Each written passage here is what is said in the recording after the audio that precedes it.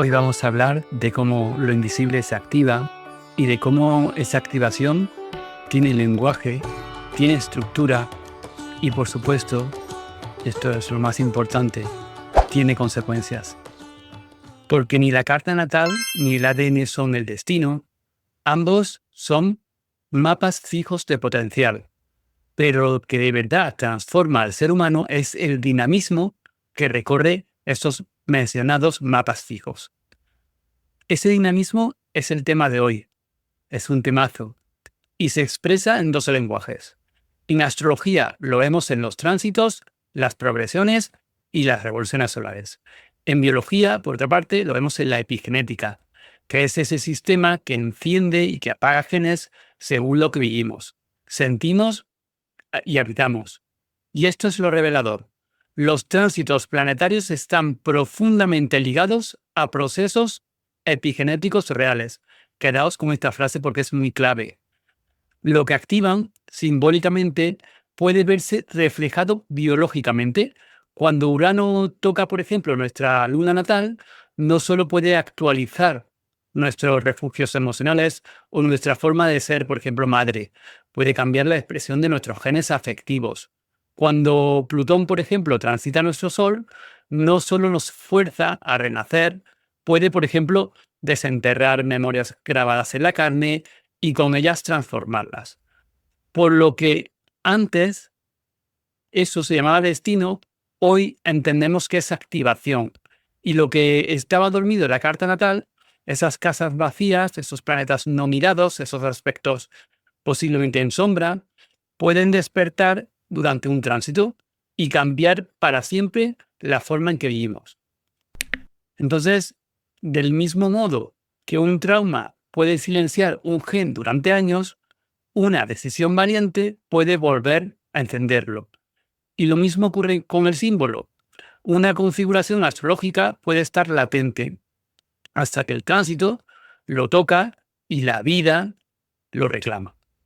Hoy vamos a ver hipótesis y ejemplos que van a ser técnicos, muy técnicos, que van a ser profundos. Os invito a que sigáis durante el vídeo porque os va a encantar. Vamos a ver cómo una revolución solar puede coincidir con una remisión espontánea, cómo un tránsito de Saturno puede ayudarnos a regular la ansiedad, cómo una progresión lunar puede reflejar una integración emocional que incluso modula nuestro sistema inmune. Y no es magia, aunque lo parezca, pero tampoco es solo ciencia. Es el lugar donde la célula y el símbolo se reconocen. Es el punto exacto donde lo que somos en potencia se vuelve lo que somos en acto. Porque tú no eres tu carta natal, tú eres lo que se activa en ti. Vamos a estudiar ahora un poco el ADN, el mapa innato, unas cuantas cuestiones clave, básicas que van a ayudarnos a entender lo que viene. Y vamos a empezar desde cero. ¿Qué es el ADN? El ADN o DNA o ácido desoxirribonucleico es una molécula compleja en forma de doble hélice que se encuentra en el núcleo de casi todas las células de nuestro cuerpo. Podríamos imaginarla como una escalera retorcida, una cinta de información larguísima que contiene las instrucciones para construir y mantener a un ser humano. Estas instrucciones están escritas en un lenguaje de 4 letras: A, T, C y G. Adenina, timina, citosina y guanina, que representan bases químicas llamadas, como he comentado anteriormente. Esas letras se agrupan formando lo que llamamos genes. Cada gen es una secuencia de ADN que contiene justamente las instrucciones necesarias para fabricar una proteína que va a ser específica. Y esas proteínas son como herramientas que el cuerpo necesita para funcionar.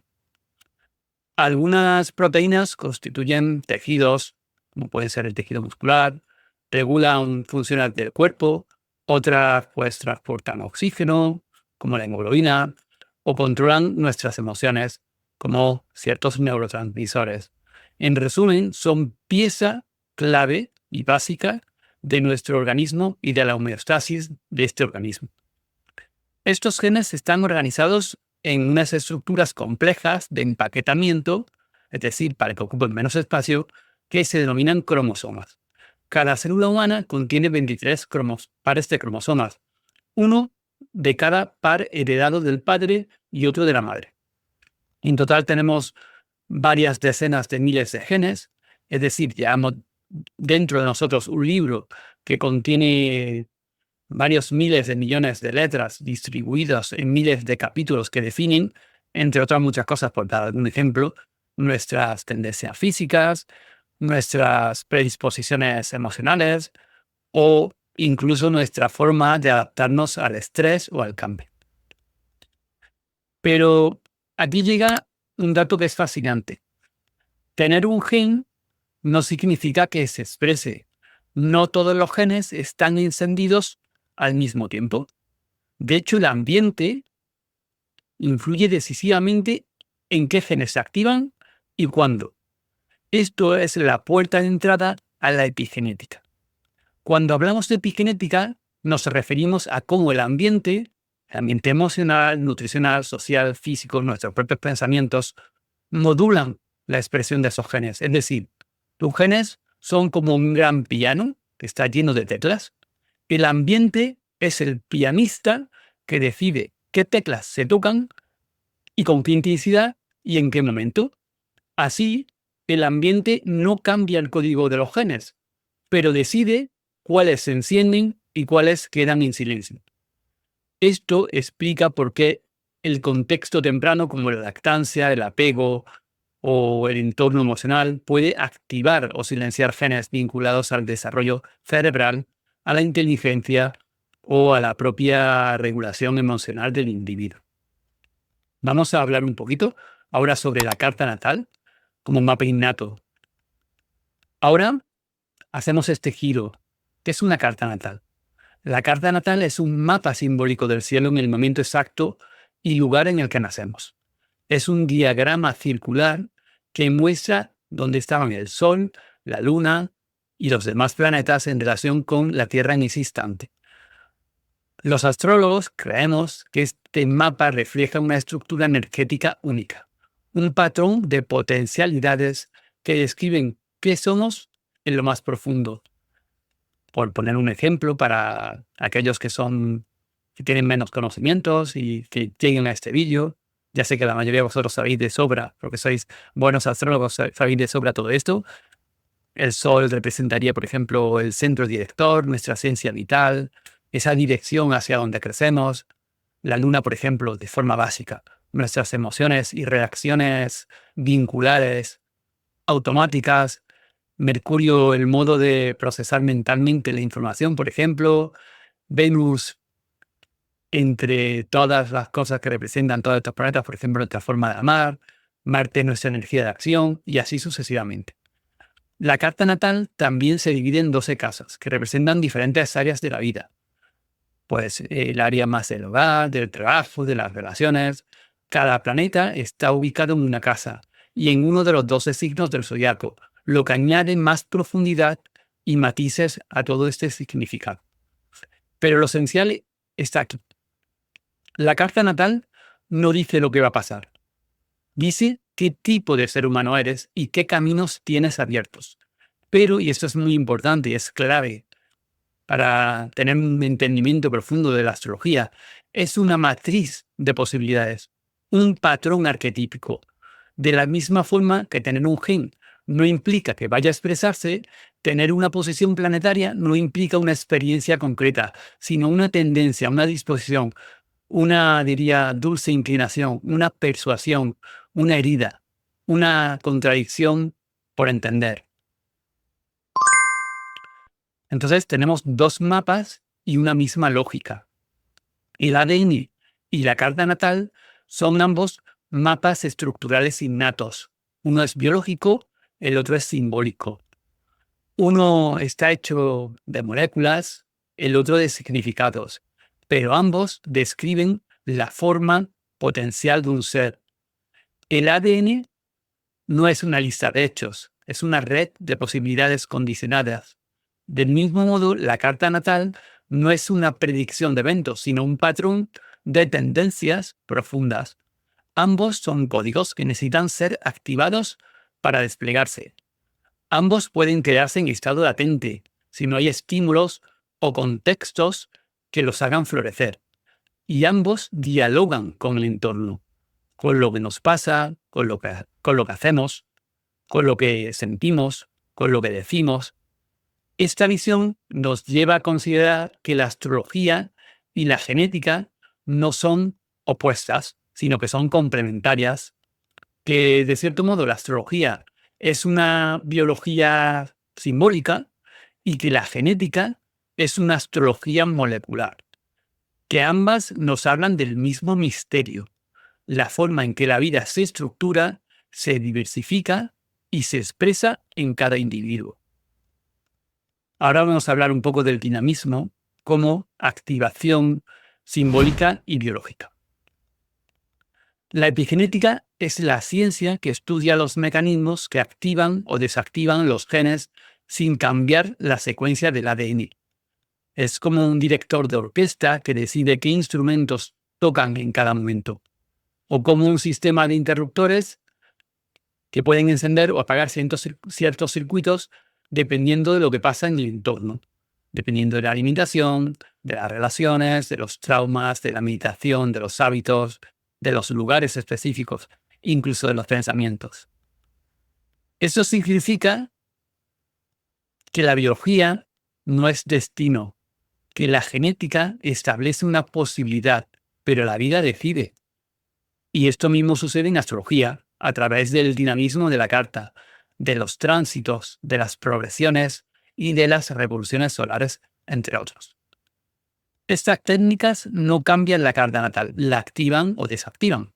Igual que en un entorno hostil puede activar genes dormidos asociados al trauma, un tránsito fuerte puede activar partes de nuestra carta que parecían latentes, que estaban silenciadas. Y lo fascinante es que estas dos dimensiones, la biológica y la más simbólica o arquetípica, se mueven a la vez y juntas. Son sincrónicas, como si compartieran un lenguaje más antiguo que el propio pensamiento humano. Ahora vamos a estudiar un poco ejemplos de modificaciones epigenéticas reales y dejo referencias en los papers científicos en la descripción de este vídeo para que entendáis la epigenética antes de entrar a esta relación entre epigenética, por ejemplo, y tránsitos. Por ejemplo, vamos a hablar del estrés infantil y trauma transgeneracional. Está asociada a un gen que se llama gen NR3C1 y voy a dar un ejemplo, por ejemplo. En estudios realizados con madres que sobrevivieron al Holocausto y obviamente con sus hijos, se observó una mayor metilación del gen NR3C1 en la descendencia. Este gen, y mirad esto interesante, regula la sensibilidad al cortisol. La hipermetilación se traduce en una respuesta más sensible al estrés, predisponiendo a ansiedad crónica. Es decir, y mirad qué importante para nuestra vida diaria, el sufrimiento emocional de una generación puede y deja huella epigenética la siguiente. Cuando una persona sufre emocionalmente por traumas, pérdidas, represión afectiva o un miedo profundo, se activan en su cuerpo vías hormonales y moleculares, por ejemplo, cortisol crónicamente elevado, cambios en neurotransmisores, alteraciones inmunitarias. Estos procesos no solo afectan a su vida, sino que pueden modificar marcas epigenéticas en su ADN, como puede ser la metilación del ADN o modificaciones en histonas, que son las proteínas asociadas al ADN, que actúan como interruptores, como he comentado, para apagar o encender genes. Si esa persona tiene descendencia, esas marcas epigenéticas pueden transmitirse predisponiendo a sus hijos y hasta nietos a ciertos patrones emocionales o físicos. Y esto ahora lo quiero conectar con la rama más espiritual. ¿Cómo se conecta con las constelaciones familiares? Las constelaciones familiares hablan de cargas no resueltas, lealtades invisibles y dinámicas heredadas que afectan la vida de los descendientes. Desde el punto de vista epigenético, tiene mucho sentido, como hemos explicado anteriormente. Una abuela que vivió un gran duelo no pudo expresarlo, por ejemplo, y no pudo expresarlo, deja una huella biológica y emocional. Su nieto, sin saberlo, puede sentir una lealtad, mirar la palabra, a esa tristeza. Vivir con ansiedad, con miedo profundo, como si estuviese sintiendo por ella. Y lo relacionamos también, por ejemplo, con registros acásicos. Los registros acásicos son concebidos como un campo sutil donde se graba toda experiencia emocional, como la que hemos hablado, con esas marcas epigenéticas que están descritas en papers científicos revisados por pares, y espiritual. La epigenética, de forma tangible, es la biblioteca molecular donde se registran las vivencias profundas de una línea familiar. Así, el concepto de registros acásicos puede verse como una versión arquetípica y energética de lo que la epigenética demuestra en lo físico. Vamos a seguir hablando de ejemplos asociados con la epigenética y también asociados a esta espiritualidad o este desarrollo personal. Y ahora vamos a hablar de la meditación y su asociación con la regulación inmunitaria, más específicamente con los genes IL6 y FKBP5. Se ha demostrado científicamente que en monjes budistas y personas que realizaron programas intensivos de meditación, con un mínimo de 8 semanas, se detectaron reducciones reguladas por mecanismos epigenéticos en la expresión de genes inflamatorios, como los genes que he mencionado anteriormente. Estos cambios van acompañados de una menor actividad simpática, una mayor regulación emocional y una menor reactividad del eje HPA, que regula específicamente el estrés.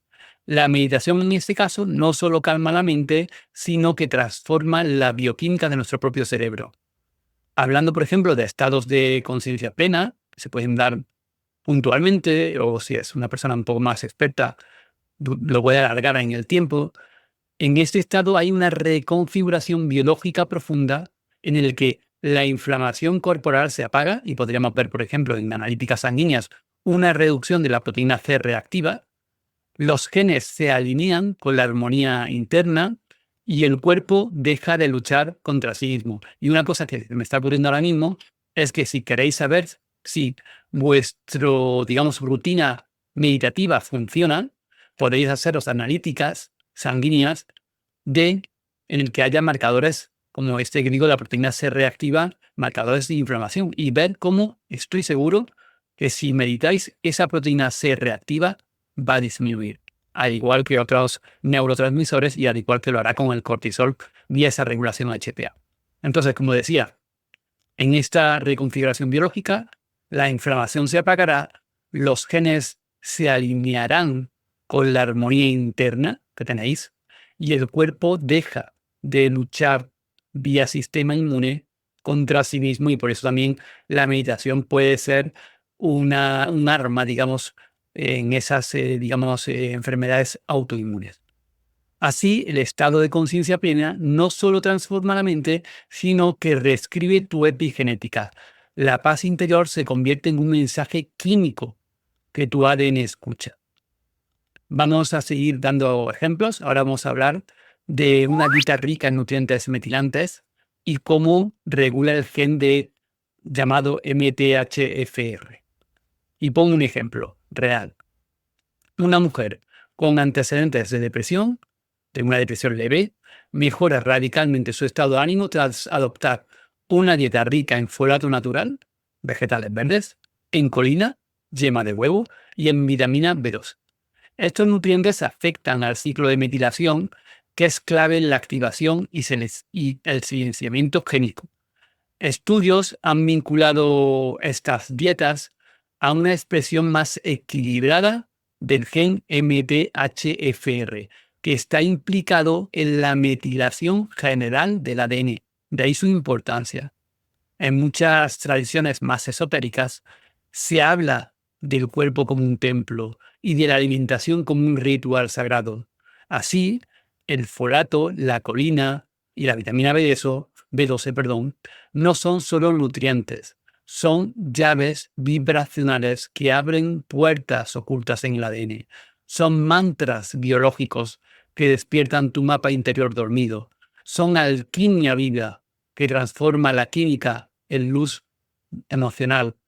Cuando cambias, por tanto, la alimentación con conciencia, no solo nutres el cuerpo, vas a purificar tu campo energético, vas a desbloquear quizás memorias más antiguas y podrás reescribir los hechos internos heredados, como el caso que hemos comentado anteriormente de abuela, por ejemplo, en campo de concentración o con un trauma muy elevado y la regulación del cortisol. La misma dieta ayuda a reducir esos patrones de mediación epigenética. Ahora vamos a hablar de otro ejemplo relacionado con el ejercicio físico moderado y la epigenética del cerebro. Y hablaremos del gen BDNF. En adultos mayores que practicaron caminatas 5 días por semana durante 6 meses, hablamos de caminatas de más de 10.000 pasos, se observó un aumento en la expresión del gen BDNF, que está asociado a la neurogénesis y a la plasticidad cerebral. Además, hubo mejoras en la memoria operativa y en el estado del ánimo. La actividad física actúa como un modulador epigenético del envejecimiento neurológico. En muchas tradiciones, caminar no es solo un ejercicio, es un acto ritual, es un mantra en movimiento, es un diálogo silencioso con la tierra y el cielo. Cada paso despierta códigos dormidos en el ADN. Cada inhalación en el sendero es un hechizo que dice sigo vivo y me renuevo. Así, la caminata se convierte en un puente alquímico entre el cuerpo y el alma porque fortalece el cerebro como si lo regara la propia luz. Te conecta con el pulso profundo de la vida y puede reescribir el envejecimiento neurológico desde adentro, modulando la epigenética como si fuese esa partitura del pianista que hablábamos anteriormente, una partitura que está viva. Ahora vamos a hablar sobre el soporte emocional y la regulación del gen OXTR. Y vamos a poner otro ejemplo real. Una adolescente criada en un entorno hostil y aislado comienza a formar parte de un grupo de teatro comunitario. A lo largo de un año mejora su capacidad de establecer vínculos seguros, disminuye su ansiedad social y mejora su regulación afectiva. Estudios sugieren que este tipo de experiencias pueden reactivar el gen OXTR, mejorando la disponibilidad del receptor de la oxitocina. Mirad qué interesante, que facilita el apego y la confianza. La oxitocina, que está tan estudiada y es tan conocida en en el estándar en relación con la filiación o con el apego madre o padre, madre y padre con su descendencia, también está asociada a ese apego seguro en relaciones horizontales entre iguales. En muchas tradiciones, el teatro es el arte de despojarse del ego, de encarnar otras almas, de curar esos fantasmas heredados. Cada persona que representas es una capa que cae, una defensa que se disuelve, una constelación que hablamos anteriormente que se acomoda. Así el escenario se convierte de alguna forma en un portal más místico donde el trauma se transforma en arte y el arte en medicina. De hecho, hoy en día muchos psicólogos también utilizan temas relacionados con el teatro, con monólogos, para poder sanar o para poder mejorar el apego o los vínculos de ciertos individuos con mayores dificultades. Ahora vamos a hablar de una parte que es muy bonita de este vídeo, que es la parte en que relacionamos tránsitos con reflejos epigenéticos. Hemos tenido que aplicar esta parte previamente para poder entender esta que viene ahora, que es un poco más compleja. Entonces, hasta aquí hemos explorado cómo los cambios epigenéticos pueden ser modulados por experiencias vitales significativas.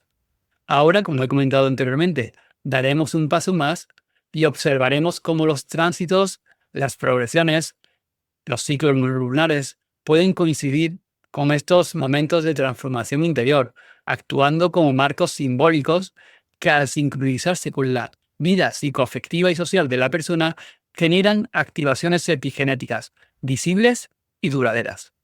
A continuación veremos casos concretos en los que los movimientos astrológicos reflejan o acompañan, a veces con asombrosa precisión, momentos biográficos en los que el cuerpo, el sistema nervioso o el metabolismo reescriben parte de su código de funcionamiento. No se trata de una causalidad directa, sino de una sintonía. La biología y el símbolo danzan al ritmo del mismo misterio. Y vamos a hablar del primer caso, que es el caso de Sol conjunción Urano, el gen de la catecolmetiltraferasa y una vida creativa intensa. Hemos hablado en otros vídeos acerca de eso, por eso no voy a desarrollarlo con profundidad. Podéis ver otros vídeos donde hablamos del gen de la catecolmetiltraferasa cuando hablamos del arquetipo de Urano. Ese tránsito despierta el impulso por romper estructuras, liberar energía acumulada y dar un salto a lo desconocido. Epigenéticamente, cuando tenemos un Sol conjunción Urano, lo que ocurre es que podríamos ver una menor actividad del gen de la catecolmetiltraferasa, lo que implica mayor dopamina disponible entre neuronas y una mayor creatividad figurativa, como hemos explicado en el vídeo Urano, que os recomiendo que lo veáis.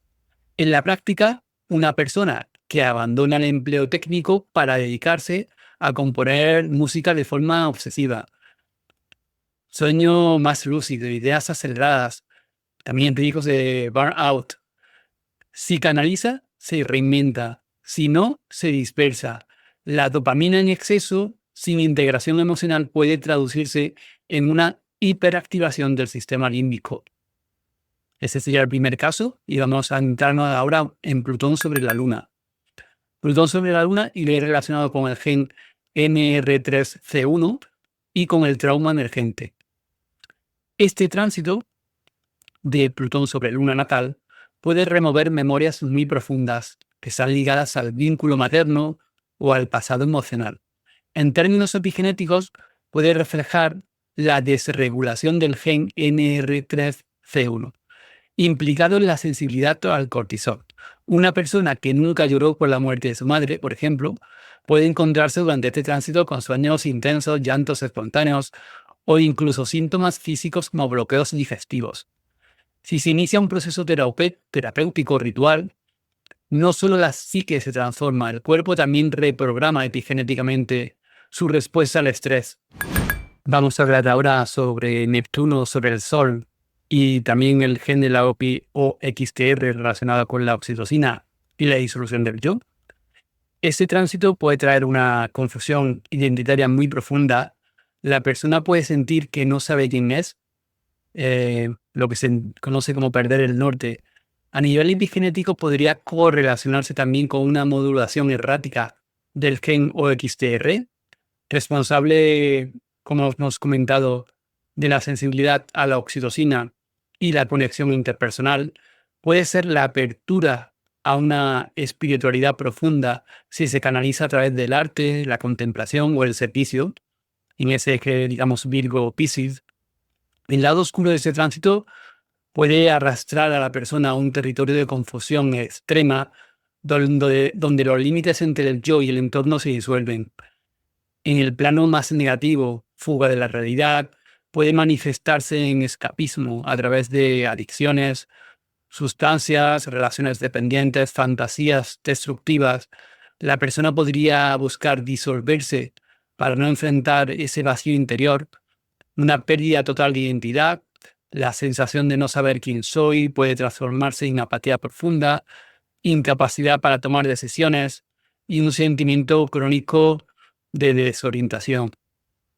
Un desbordamiento emocional, alta sensibilidad sin contención, esa alta sensibilidad asociada a una regulación epigenética del gen de la oxitocina, puede derivar en episodios de ansiedad, depresión o crisis existenciales muy intensas. Autoengaño y proyección. La persona puede caer en la trampa de idealizar a los demás, ceder su poder personal o inventar narrativas para justificar su sufrimiento. O por último, relacionado con vínculos tóxicos, con el gen OXTR modulándose de forma errática, se potencia la tendencia a conexiones emocionales confusas. codependientes e incluso abusivas, buscando desesperadamente fundirse con otro para llenar ese vacío. Vamos a hablar ahora de Saturno, que no hemos hablado todavía, y hablaremos de Saturno cuadratura Mercurio y el gen BDNF más esa presión mental. Y pongo un ejemplo real. Un estudiante de doctorado que vive este tránsito puede sentirse bloqueado, agotado mentalmente, incapaz de escribir su tesina o su tesis. Saturno representa la exigencia y Mercurio la mente. Si además la persona está sometida a estrés crónico, se puede observar una menor expresión del gen BDNF, que es clave en la neuroplasticidad. Sin embargo, si se introducen prácticas como escritura libre, descanso consciente y organización más amorosa, más tierna del tiempo, este tránsito puede convertirse en una etapa de cristalización de un pensamiento más maduro. Como veis, arquetípicamente y también genéticamente tenemos una escala que va desde un opuesto al otro, de este pensamiento maduro en la escritura de la tesina. El lado, digamos, más oscuro de Saturno cuadratura Mercurio, pues cuando Saturno, rigidez, exigencia, miedo, forma una cuadratura con Mercurio, relacionada con la mente, la comunicación, la curiosidad, la persona puede entrar en un laberinto mental sombrío. Por ejemplo, autocrítica despiadada, la mente se convierte en un juez severo, incapaz de permitir el error o la exploración. Cada idea es filtrada, cuestionada y desechada antes siquiera de nacer. Una parálisis mental. Se siente una pesadez abrumadora, como si cada pensamiento fuera arrastrado por una corriente de culpa y presión. Aparece la sensación de no puedo pensar o mi mente está rota. Una autoexigencia obsesiva. Se activa un perfeccionismo enfermizo que sabotea cualquier avance, provocando bloqueos creativos crónicos. Por ejemplo, se puede dar también relacionado con el gen BDNF, un aislamiento social. La persona puede volverse más hermética, incapaz de compartir sus dudas o miedos, quedando atrapada en una prisión mental que es autoimpuesta al final. Un desgaste fisiológico. En el nivel biológico, el estrés crónico puede reducir más aún la expresión del gen BDNF, que como he dicho es clave para la regeneración neuronal. Esto refuerza el estancamiento cognitivo, alimentando ese bucle negativo que hemos comentado. Y una somatización severa. Puede aparecer insomnio, migrañas tensionales, trastornos digestivos. Mercurio al final rige procesos nerviosos y al final está muy relacionado con la digestión. Una sensación constante de fatiga mental y física. En cuanto a la dimensión epigenética, en este estado sombrío, la disminución de BDNF no solo reduce la flexibilidad mental, sino que puede marcar una huella de piedra en el cerebro, volviendo a la persona más rígida en sus patrones de pensamiento y obviamente en sus respuestas emocionales. En casos extremos se puede producir un colapso cognitivo o episodios de desesperanza existencial profunda, dejando marcas en la memoria emocional que se persistirán mucho tiempo después y pueden ser transmitidas a la descendencia si, por ejemplo, durante esa época, pues tienes descendencia. Se transmitirían esas marcas epigenéticas en el gen BDNF a la descendencia.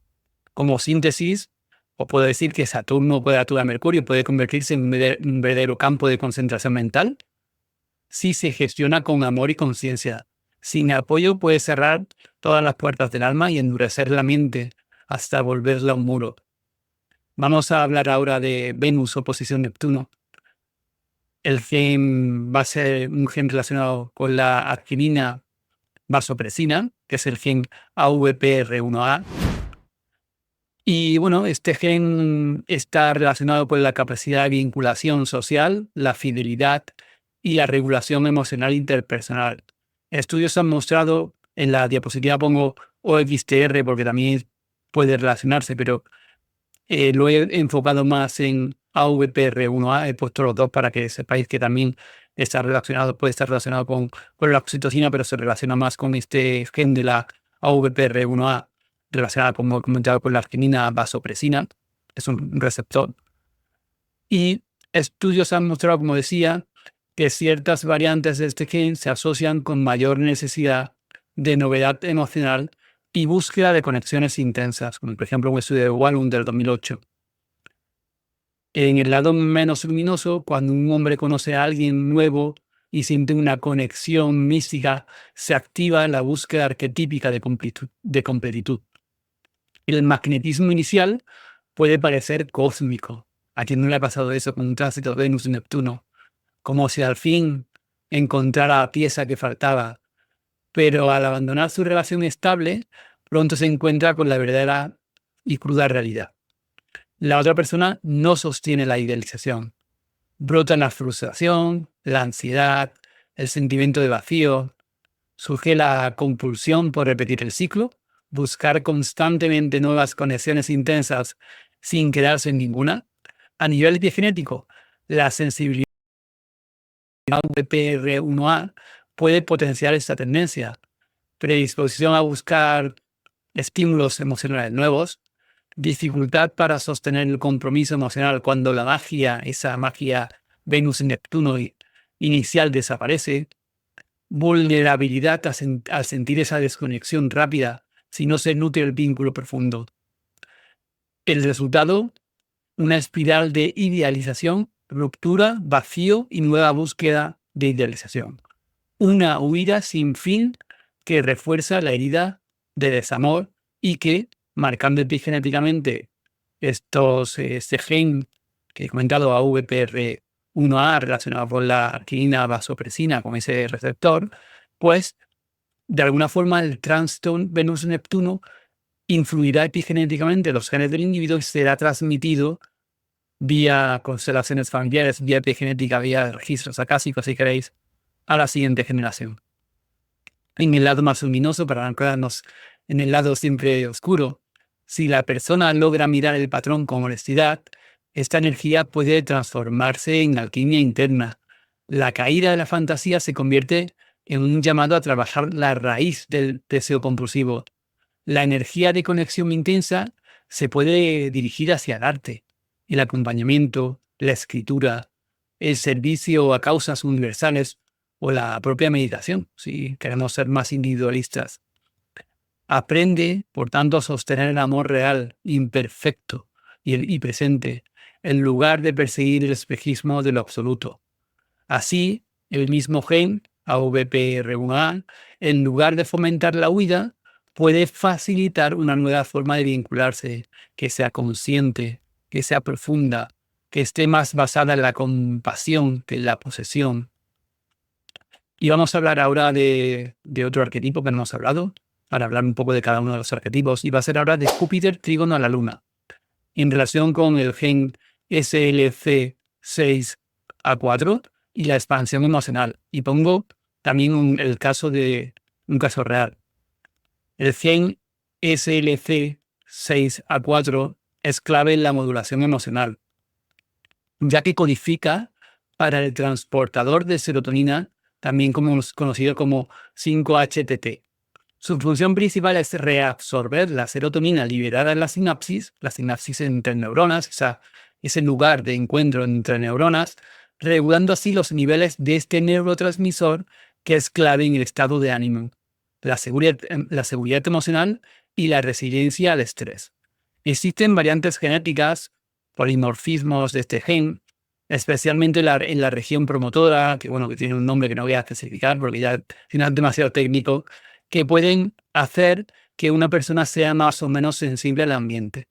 El alelo corto, ese, tiene mayor vulnerabilidad al estrés, tendencia a la ansiedad y depresión cuando el ambiente es negativo. La otra variante del gen, el alelo largo, tiene una mayor capacidad para mantener equilibrio emocional, especialmente en ambientes que son más positivos.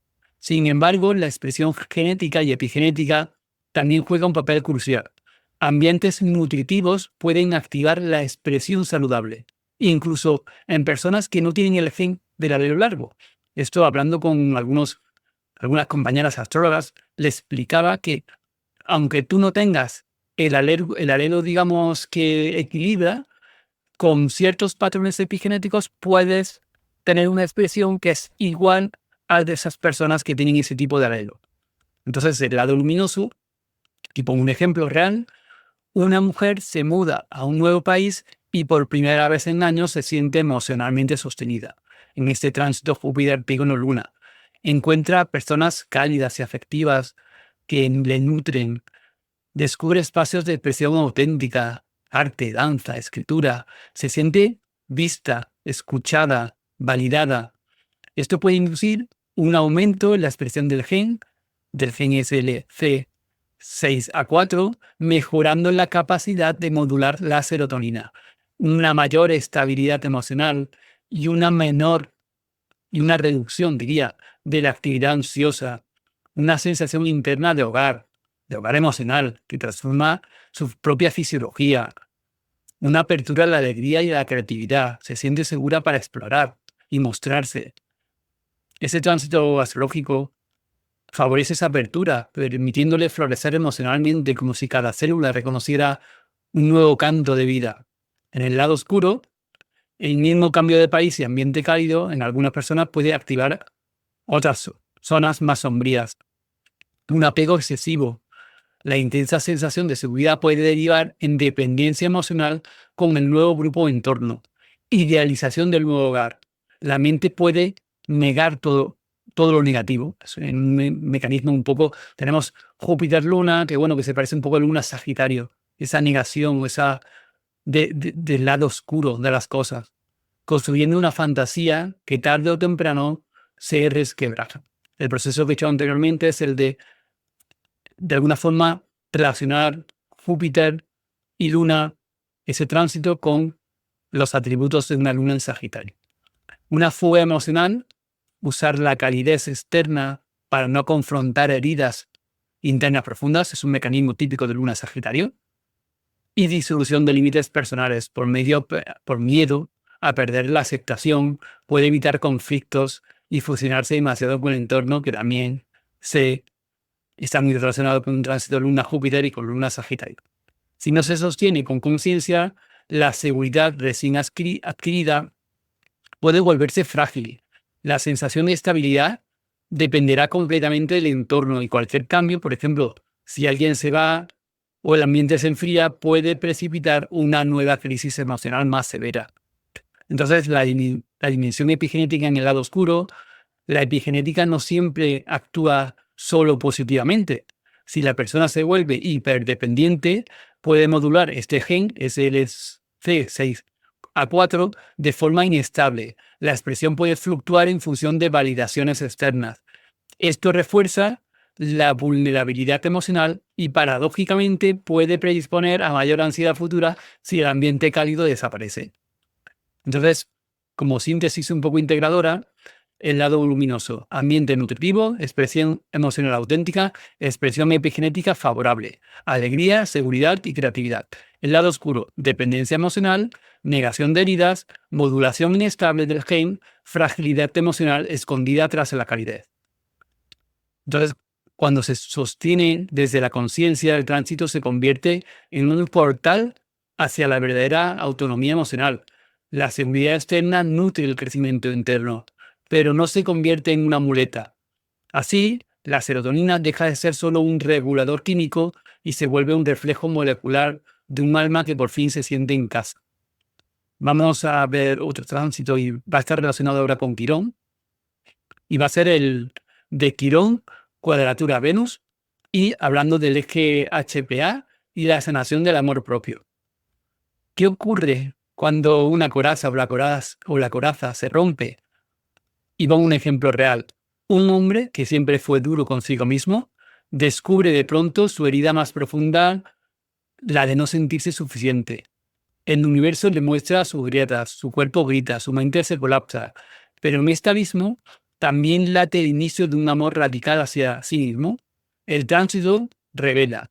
El eje HPA se agita y el alma empieza a florecer. En el lado oscuro, durante este tránsito, marcado tal vez por un contacto tenso de Saturno o Quirón con el Sol o el ascendente, la estructura de su personalidad se tambalea. Rupturas afectivas, humillaciones sutiles o pérdidas inesperadas abren un abismo y cada evento confirma el viejo mantra interno de no valgo. no soy suficiente.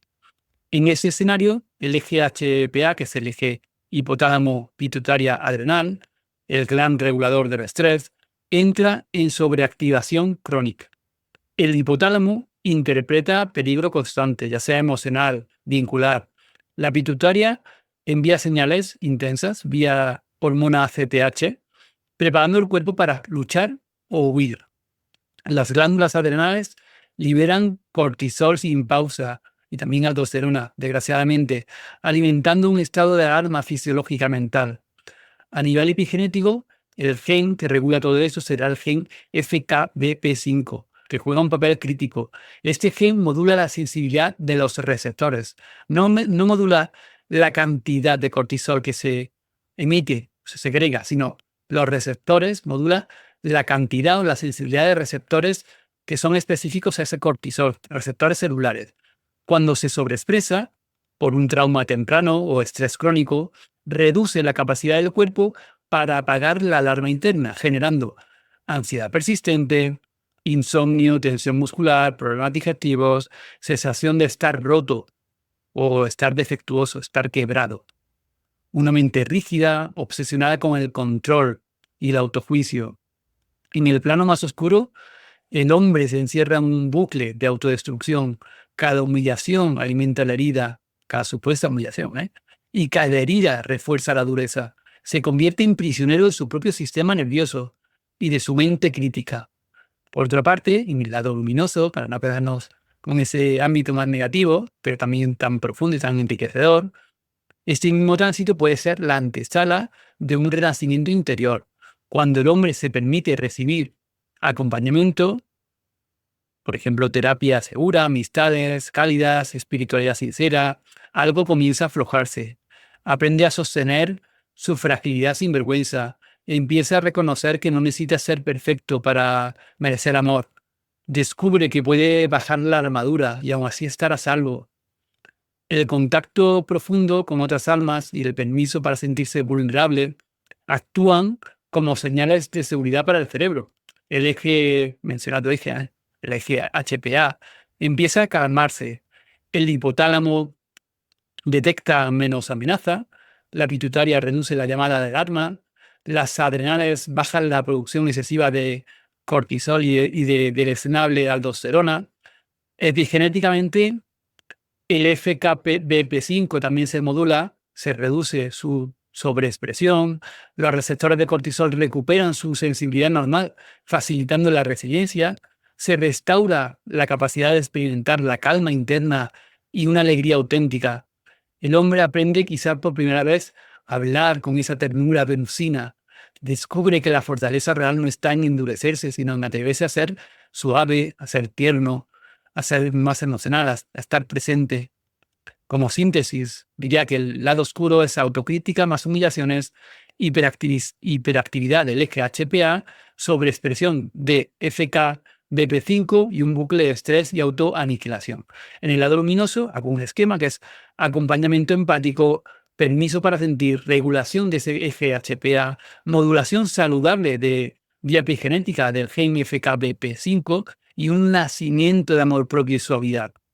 Este tránsito puede ser visto como una demolición de la vieja fortaleza mental, pero en ese derrumbe brota un santuario secreto, un espacio interno donde la dureza se convierte en ternura y la mente ante expresión se transforma en un jardín donde florece ese ser tan válido y que no se quería anteriormente.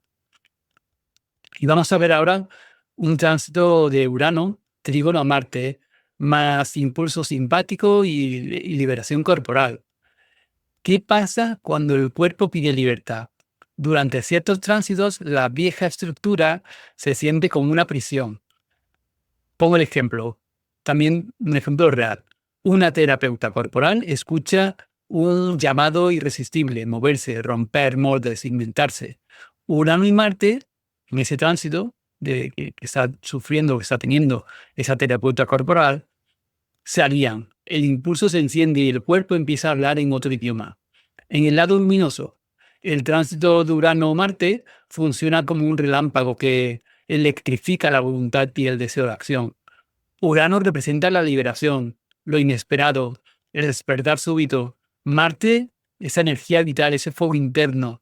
La terapeuta va a sentir una urgencia viva, cambiar su enfoque terapéutico, crear nuevos espacios donde el cuerpo no se adapte a una estructura rígida, sino que se explore de la autenticidad, abandonar la seguridad metodológica para abrazar una creatividad que sea más radical. A nivel fisiológico eso se va a ver también. El sistema nervioso simpático se activa. Hay una liberación de adrenalina y noradrenalina. Se incrementa la circulación, la frecuencia cardíaca, la tonicidad muscular. Pero aquí, en lugar de ansiedad, surge entusiasmo, surge euforia, porque el impulso no se reprime, sino que se canaliza hacia la creación. Epigenéticamente, un contexto de libertad y autoexpresión puede incluso favorecer la expresión de genes asociados a plasticidad neuronal, como hemos visto anteriormente, y a resiliencia física, facilitando nuevas rutas somáticas y emocionales. El cuerpo, en esta danza, con Urano y Marte, descubre nuevos caminos, desbloquea zonas rígidas y se convierte en un laboratorio de liberación viva, en el lado más oscuro. Sin embargo, esta ola de liberación también puede arrastrar si no se sostiene con conciencia. Puede aparecer impulsividad destructiva, quemando puentes, sin plan ni contención. Surge la tentación de rechazar todas las estructuras, incluso las que sostienen el crecimiento.